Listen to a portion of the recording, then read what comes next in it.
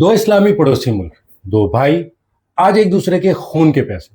ایک وقت تھا جب ایک لیڈر نے کہا تھا کہ پاکستان پر حملہ، افغانستان پر حملہ ہوگا۔ آج انہی ملکوں کی فوجیں سرحدوں پر ایک دوسرے پر گولیاں برسا رہی ہیں۔ آخر بھائیوں کی یہ دوستی دشمنی کی انتہا گہرائیوں تک کیسے گری؟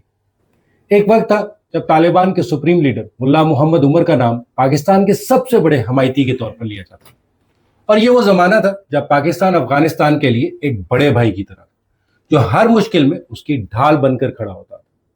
لیکن آج تقریباً 25 سال بعد کہانی پوری طرح پلٹ چکی ہے۔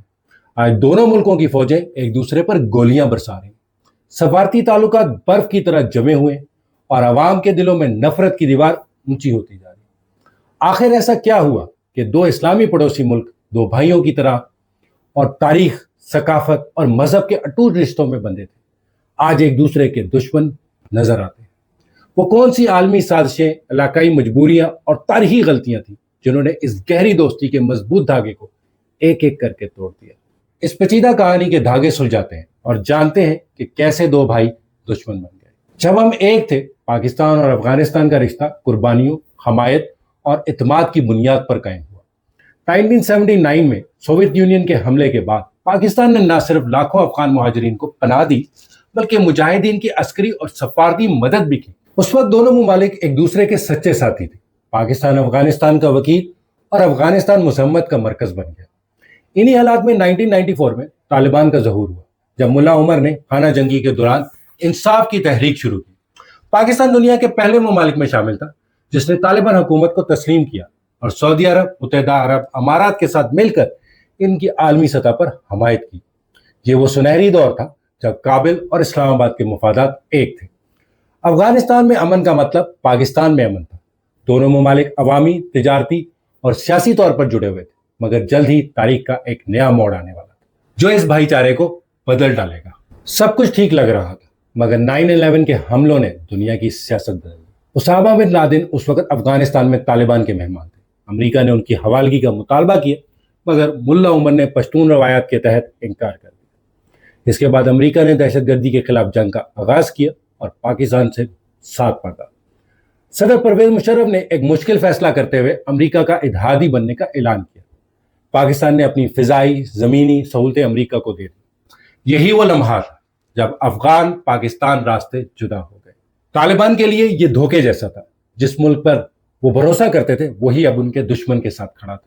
یہ فیصلہ پاکستان کے لیے مجبوری تھا، مگر اس نے دونوں ممالک کے درمیان اعتماد کی بنیاد ہلا دی۔ ملا عمر جو کبھی پاکستان کو بھائی سمجھتے تھے، اس کے بعد بدگمان ہو گئے، جیسے ایک ٹوٹا ہوا آئینہ دوبارہ کبھی نہیں جڑ سکتا۔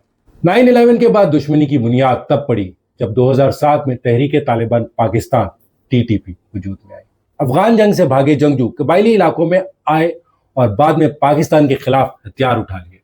پاکستان کا موقف تھا کہ TTP افغانستان میں محفوظ پناہ گاہوں سے حملے کرتے ہیں، جبکہ کابل ان الزامات کو مسترد کرتا تھا۔ اقوام متحدہ کی رپورٹ نے بھی افغان طالبان اور TTP کے گہرے روابط کی تصدیق کی، اور پاکستان کے مطابق حالیہ حملوں میں 70% دہشت گرد افغان شہری تھے، جس سے عوامی غصہ بھڑک اٹھا۔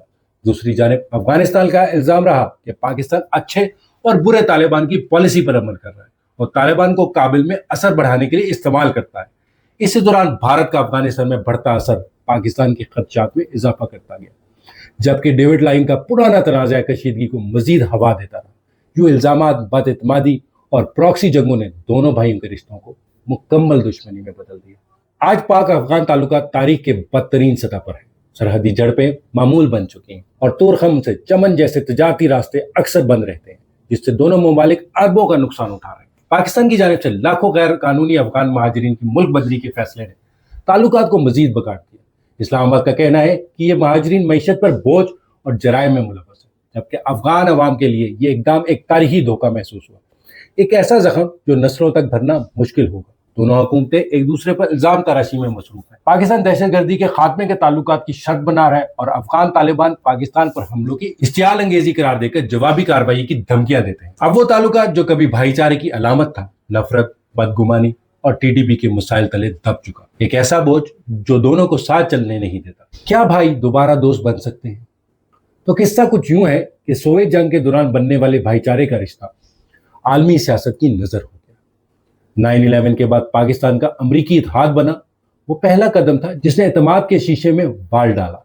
फिर टीटीपी का उभरना, प्रॉक्सी जंगों के इल्जामात और अफगानी मुहाजिरीन की मुल्क बदरी जैसे वाक़यात इस बदगुमानी को एक खतरनाक दुश्मनी में बदल दिया। ये कहानी सिर्फ दो हुकूमतों की नहीं, बल्कि दो कौमों की है।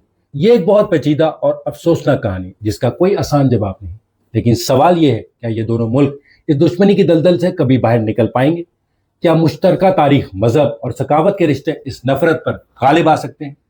आप इस बारे में क्या सोचते हैं? इन ताल्लुकात का मुस्तकबिल क्या होगा? अपनी राय नीचे कमेंट्स में हमें जरूर बताएं। अगर आपको ये वीडियो पसंद आई तो इसे लाइक करें, अपने दोस्तों के साथ शेयर करें और ऐसी मजीद मालूमाती वीडियो के लिए हमारे चैनल को सब्सक्राइब करें। जज़ाकल्लाह खैर।